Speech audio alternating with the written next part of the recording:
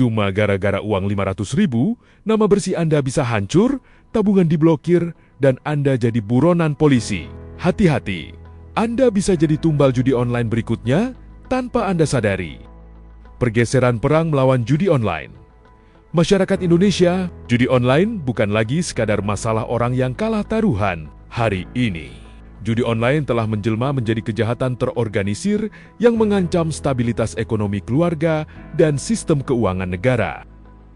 Kementerian Komunikasi dan Digital, Komdigi, bersama OJK baru saja merilis strategi baru per 14 Juli tahun 2026. Pemerintah kini mengubah total strateginya. Selama ini, pemerintah fokus memblokir situs web di mana sudah lebih dari 3,4 juta situs ditutup sejak akhir ke 2024. Namun, bandar judi sangat cepat membuat situs baru.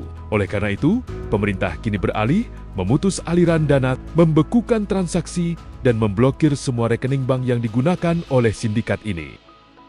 Fenomena rekening tumbal dan modus licik. Disinilah masyarakat harus waspada. Karena ruang gerak transaksinya dipersempit, para bandar judi online mulai mengincar rekening tumbal, yaitu rekening milik warga biasa, orang yang sama sekali tidak bermain judi, yang disewa atau dibeli oleh sindikat untuk menampung uang hasil judi.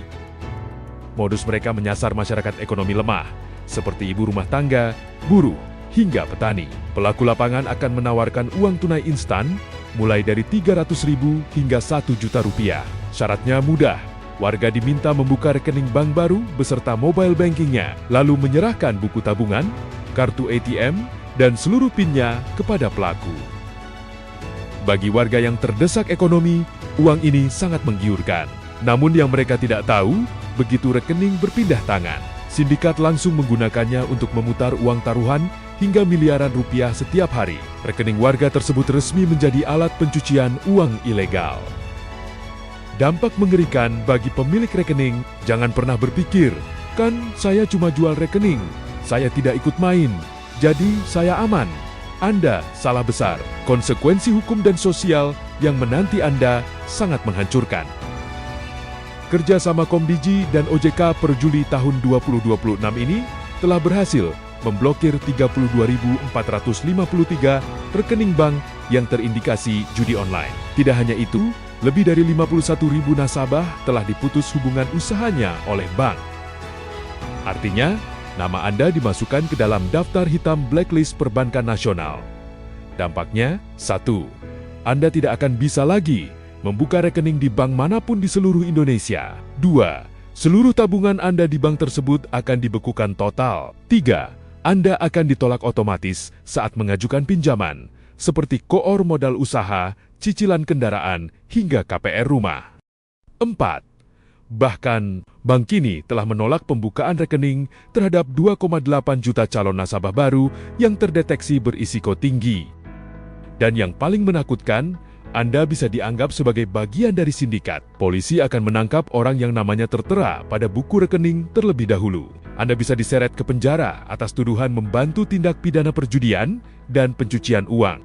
Langkah lindungi diri. Untuk melindungi diri dan keluarga, ada 3 langkah penting yang wajib kita lakukan. Pertama, jangan pernah menjual atau meminjamkan rekening. Rekening bank dan mobile banking adalah identitas hukum rahasia Anda.